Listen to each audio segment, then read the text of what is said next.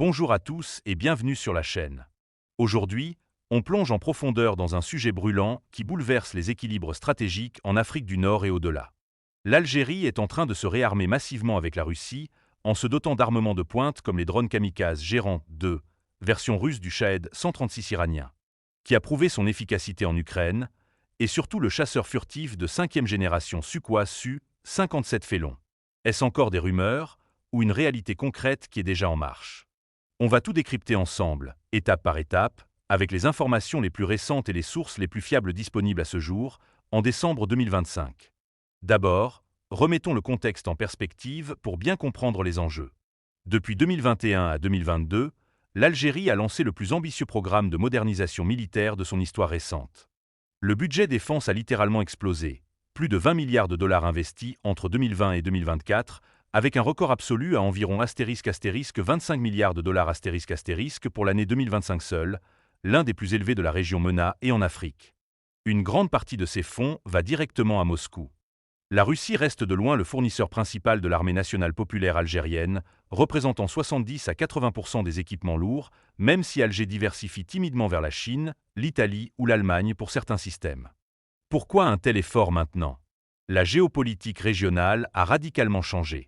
Le Maroc, rival historique, a normalisé ses relations avec Israël en 2020 via les accords d'Abraham, obtenant en retour des drones armés ultra-performants comme les Héron TP ou les Vendeur B.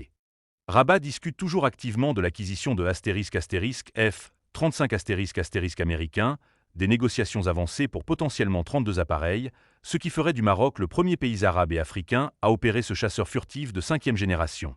En parallèle, le Maroc s'équipe massivement avec les États-Unis, missiles anti-char Javelin, système IMAR, hélicoptère Apache AH-64E et upgrade de sa flotte F-16 au standard VIP. Du point de vue algérien, l'écart technologique se réduisait à vue d'œil, menaçant la parité régionale. Il fallait réagir vite et fort pour maintenir la dissuasion. Commençons par la première réponse algérienne, les drones kamikazes. Depuis plusieurs années, des sources crédibles comme MENA Défense, des analyses d'images satellites et des rapports d'experts indiquent que l'Algérie a acquis des quantités significatives de ** Gérant 2 **, la version russe du Shahed 136. Ce drone low cost, 20 000 à 50 000 $ l'unité, est un game changer, portée de 1500 cents à 2500 km, vitesse de 150 à 180 km/h, ogive de 50 kg, vol bas pour échapper au radar et production en masse. En Ukraine, il a saturé les défenses aériennes et causé des dégâts massifs sur l'infrastructure. Pour l'Algérie, ces drones offrent une capacité de frappe profonde et saturante à bas coût. Lancés par essaim depuis le sud du pays, ils pourraient atteindre n'importe quelle cible stratégique au Maroc, forçant les systèmes de défense marocains, même renforcés par des Barak MX israéliens ou des patriotes en discussion, à se disperser et à s'épuiser. Des contrats avec la Russie ont accéléré les livraisons ces dernières années, et des discussions avancées portent sur une production locale partielle. C'est une arme asymétrique parfaite pour contrer la supériorité technologique adverse. Mais le vrai morceau de choix, celui qui fait parler tout le monde dans les cercles militaires, c'est le ** Su-57 Félon **, le chasseur furtif russe de 5e génération. L'Algérie est officiellement devenue le ** premier client export * au monde pour la version Su-57E. Confirmé par les médias algériens et russes dès février 2025, puis par des fuites de documents Rostec en octobre, le contrat porte sur 12 à 14 appareils, pour un montant estimé à environ 2 milliards de dollars, armement, formation. Logistique in class. Les pilotes algériens sont en formation intensive en Russie depuis 2024. Les livraisons ont déjà commencé. Les 2 premiers appareils ont été remis en novembre 2025, avec un premier lot de 6 prévu d'ici fin 2025, et le reste étalé sur 2026 à 2027. C'est une étape historique pour la Russie, qui valide enfin son programme après des années de retard, et pour l'Algérie, qui devient le premier pays africain à opérer un chasseur de 5e génération. Concrètement, qu'est-ce que ça change? Le Su-57 n'est peut-être pas au niveau absolu du F-22 ou F-35 en furtivité pure selon les experts occidentaux, mais il est extrêmement performant. Super croisière sans post-combustion, radar AESA N0 36 Bielka ultra puissant, capteurs infrarouges 360 degrés. Missile hypersonique R-37M, portée 300 km, et R-77M, plus de 200 km. Il excelle en supériorité aérienne, frappe au sol et guerre électronique. Avec ça, l'Algérie passe d'une force aérienne dominée par des Su 30 MKA excellent, mais de génération 4+, plus à une capable de contester l'espace aérien sur toute la région Maghreb-Sahel. Et ce n'est pas fini. En parallèle, Alger commande des S-400 supplémentaires, des Pantsir SM, des radars avancés Voronezh mobiles et explore des éléments de défense antimissiles. Tout cela forme un véritable bouclier ** à 2 AD ** anti-accès et déni de zone, rendant toute incursion aérienne ou missilière extrêmement risquée à l'ouest du pays. Est-ce vraiment crédible à ce stade? Absolument oui. L'Algérie dispose de réserves de change confortables grâce aux hydrocarbures, plus de 80 milliards de dollars en 2025, et la Russie a un besoin urgent de devises solvables pour contourner les sanctions.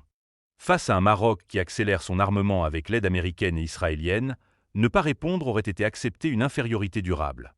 Bien sûr, il y a des limites. Le Su-57 a connu des problèmes historiques de moteur et de furtivité. Les sanctions compliquent la maintenance à long terme et dépendre autant d'un seul fournisseur expose à des vulnérabilités géopolitiques. Mais la tendance est claire.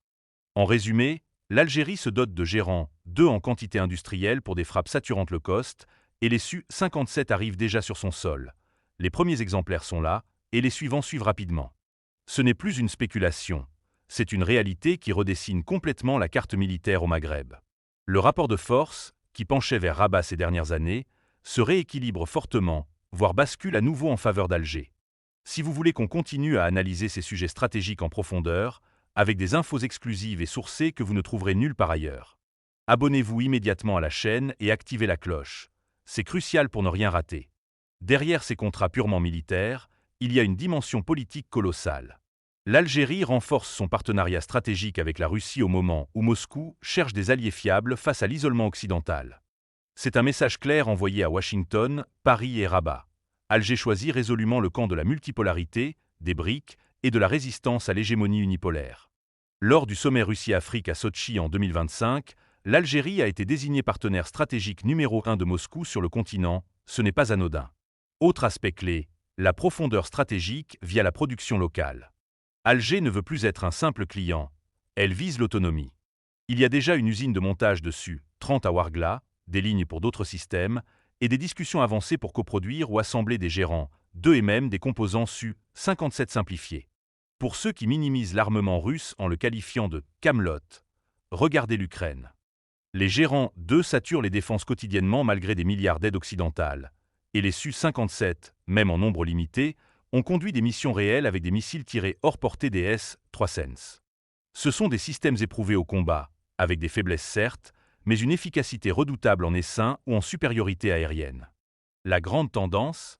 L'Algérie est en train de redevenir la puissance militaire dominante en Afrique du Nord, comme dans les années 80 à 90, avec une projection bien au-delà de ses frontières. Sahel, Libye, terrorisme et bien sûr le Sahara occidental.